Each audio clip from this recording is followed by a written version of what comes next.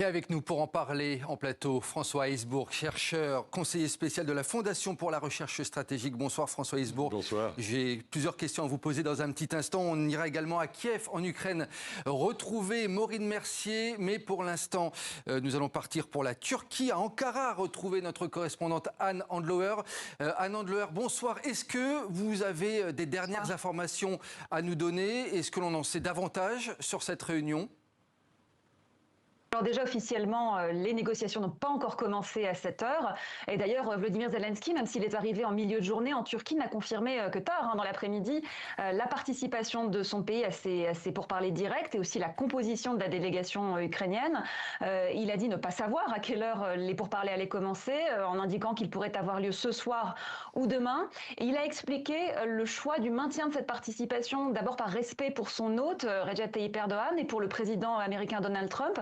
Et puis, il a dit aussi vouloir donner une chance à un possible cessez-le-feu et vouloir essayer de faire un premier pas, comme il l'a dit, vers une possible fin de la guerre en Ukraine. Donc ce soir, le flou règne toujours sur la durée, sur l'issue évidemment de ces négociations à Istanbul.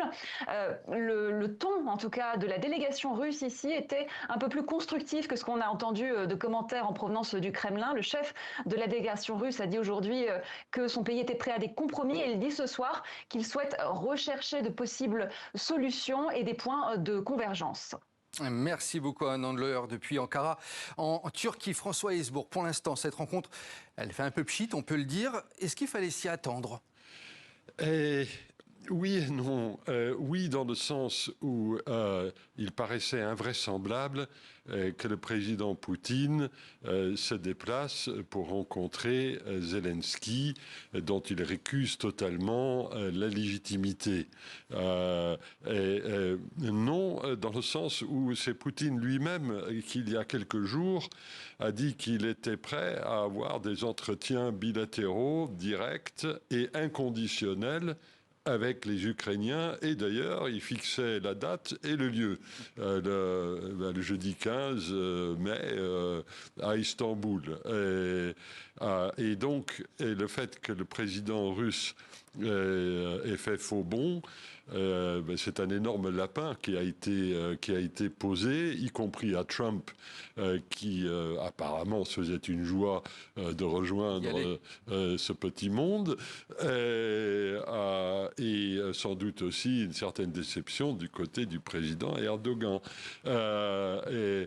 Donc on est dans une situation où les Russes, je crois, ont commencé à comprendre l'étendue du dégât causé par cette palinodie, il n'y a pas d'autre mot. C'est un peu comme si je vous avais fixé rendez-vous dans 4 jours et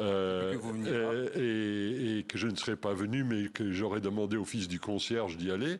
Je pense que vous auriez été un peu surpris. Vous auriez dit que je ne suis pas un type sérieux. Vous auriez eu raison. Et c'est ça, en fait, qui s'est un petit peu passé. Et on va voir dans un instant avec vous quel pourrait être le rôle des États-Unis dans cette réunion. Mais avant cela, on va partir en Ukraine où on rejoint notre correspondante Maureen Mercier. Bonsoir Maureen.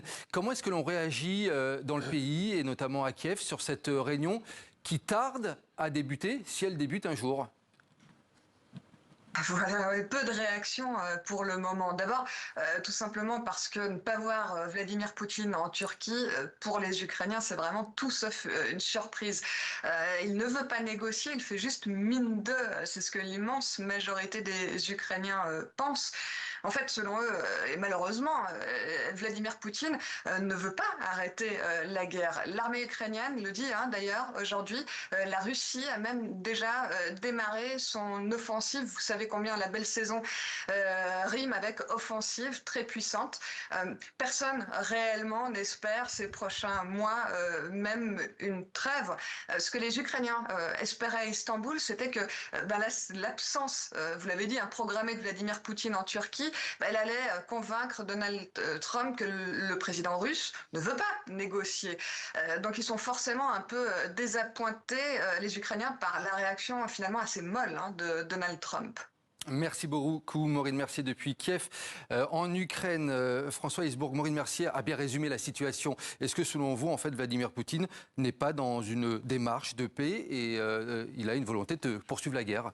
Quand on voit les mots que le président Poutine et le ministre Lavrov ont utilisés pour dénoncer l'idée même d'un cessez-le-feu inconditionnel d'une durée d'1 mois, Poutine a traité ça d'ultimatum et Lavrov, tout à l'heure, en a parlé comme d'un sujet pas sérieux. Donc, force est de constater que les responsables russes confirment les analyses qui sont faites à Kiev. C'est probablement pas conçu comme ça, mais c'est à cette conclusion qu'il faut bien arriver. Donald Trump aujourd'hui a déclaré ne pas s'attendre à des progrès sur l'Ukraine tant qu'il n'aura pas rencontré son homologue russe Vladimir Poutine. Qu'en pensez-vous de ces déclarations de Donald Trump? Il veut se remettre au cœur du jeu, au cœur des négociations. Président Trump cherche évidemment à remporter un succès en tant que médiateur, comme il le fait maintenant depuis plusieurs mois. Il a posé un sujet sur la table, qui est le cessez-le-feu inconditionnel d'une durée d'1 mois. Il constate, comme tout le monde, que la Russie n'est pas intéressée et il pense que grâce à ses propres arguments, il va pouvoir convaincre éventuellement le président Poutine de changer d'avis. Mais force est de constater qu'on s'approche probablement du point où les Américains vont se retirer de la table. Et, le vice-président Vance en a déjà parlé il y a une quinzaine de jours. Monsieur Witkoff, l'envoyé spécial de Trump, en a également parlé. Alors sortir de la table, ça veut dire quoi? Eh bien, les États-Unis se défaussent du sujet. S'ils ont une once de sympathie vis-à-vis des Européens et des Ukrainiens, ils le feront en raisonnablement bonne intelligence sur le thème « On ne va pas empêcher l'Europe de livrer des armes, y compris américaines, à l'Ukraine. On ne va pas arrêter de fournir du renseignement. » Ou bien l'alternative, c'est il sort de table et il renverse la table. Je parierais davantage sur cette seconde issue que sur la première. Donc, ce que nous vivons, c'est un moment vraiment très important. Hein, c'est un moment charnière. Hein. On saura, je pense, très vite si les Américains vont insister ou pas. Et il y a tellement d'occasions qui se présentent à Trump au Moyen-Orient avec la négociation sur l'Iran que la tentation doit être très forte d'aller chercher ailleurs le succès qui visiblement n'est pas au rendez-vous dans l'affaire russo-ukrainienne. François Hesbourg, il nous reste 20 secondes pour conclure. Si ce n'est pas le Donald Trump qui arrive à peser sur ce cessez-le-feu, l'Europe, la Chine, la Turquie, qui d'autre pourrait remettre tout le monde autour de la table en un mot? La Turquie joue les bons offices et elle le fait d'ailleurs fort bien. La Chine n'a surtout pas envie de se brûler des doigts dans cette affaire. Elle est plus précautionneuse qu'on le veut parfois le dire. Et du côté des Européens, arrive le moment où il va falloir remplacer les Américains en ce qui concerne l'aide à l'Ukraine. Ça ne va pas être une affaire facile. Hein. Merci beaucoup François Hesbourg pour votre analyse. Et on suivra bien entendu la suite de ces négociations dans nos prochaines éditions, bien entendu.